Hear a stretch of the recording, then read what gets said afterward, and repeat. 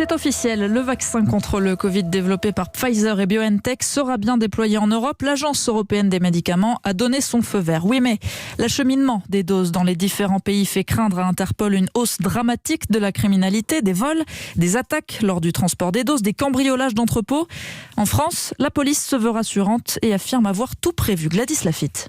C'est un appel à la vigilance lancé aux 194 pays membres d'Interpol et surtout à ceux qui n'auraient pas encore pris de mesures pour sécuriser l'acheminement du vaccin.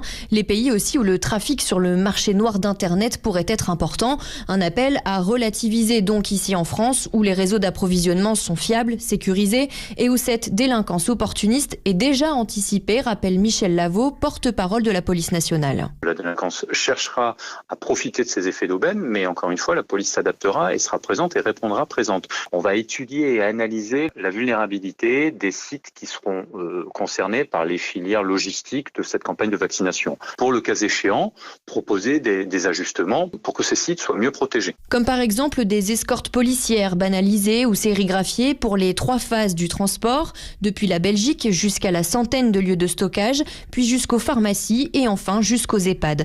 Des drones pourront aussi être mobilisés et il est demandé aux transporteurs de s'arrêter le moins possible, en tout cas pas dans des lieux fréquentés comme les aires d'autoroute pour prévenir toute attaque de convoi. Gladys Laffitte, les convois qui s'apprêtent donc à sillonner la France pour distribuer le vaccin dans les hôpitaux.